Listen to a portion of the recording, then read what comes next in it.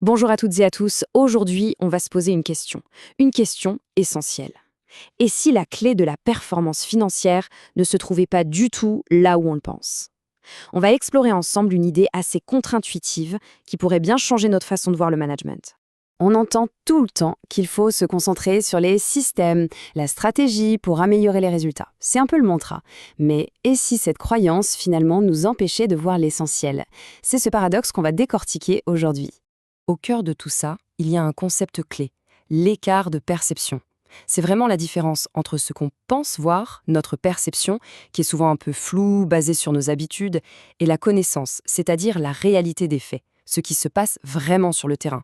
Et c'est justement en réduisant ce fossé qu'on peut libérer le vrai potentiel d'une organisation. Pour passer de l'idée au fait concret, on va s'appuyer sur les recherches d'un expert en la matière, David H. Meister. Son travail, et notamment son livre Practice What You Preach, va nous servir de guide. Et attention, on ne parle pas d'une petite enquête de comptable. La base de ces conclusions, c'est une étude massive. On parle de 5500 personnes interrogées à travers le monde, autant dire que les résultats, ils sont plutôt solides.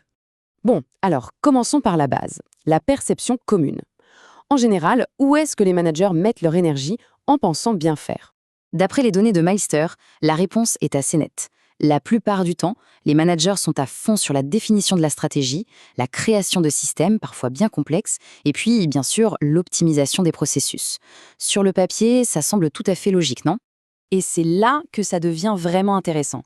Si cette perception pousse à se concentrer sur les processus, quel est l'impact réel sur les équipes? C'est le vrai tournant de notre analyse.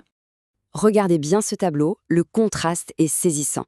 D'un côté, on a la perception, stratégie, système, processus, et de l'autre, la réalité, ce que les données nous montrent. Qu'est-ce qui influence vraiment les employés? Eh bien, c'est l'attitude personnelle du manager, c'est sa capacité à insuffler de l'énergie et son talent pour coacher les individus. En gros, c'est l'humain avant la machine. Et cette citation de David Meister, elle résume tout. C'est percutant. L'influence humaine d'un manager sur l'attitude de son équipe est bien plus forte que n'importe quel système ou processus qu'on pourrait mettre en place. C'est une conclusion qui est quand même incroyablement puissante. D'accord, mais alors comment est-ce que cet impact humain se traduit concrètement en résultats financiers? Faisons le bilan.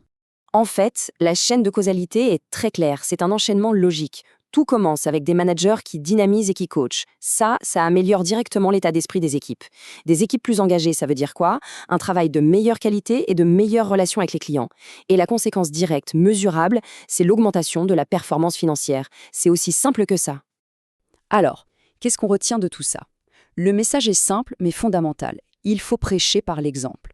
C'est la seule façon de vraiment combler cet écart entre ce qu'on dit et ce qu'on fait, entre la perception et la réalité. Pour le dire autrement, la performance financière n'est pas un objectif qu'on atteint en se focalisant uniquement sur des systèmes rigides. Non, c'est plutôt le fruit, la conséquence naturelle d'une culture d'excellence. Et cette culture, elle ne se décrète pas, elle est incarnée et cultivée jour après jour par des managers qui sont eux-mêmes engagés et qui inspirent leurs équipes. Et ça nous laisse avec une question finale, une question que chaque organisation devrait se poser. Au fond, où est-ce qu'on met notre attention? Est-ce que c'est sur les processus ou bien sur les personnes qui chaque jour donnent vie à ces processus? La réponse à cette question, eh bien, elle détermine tout le reste.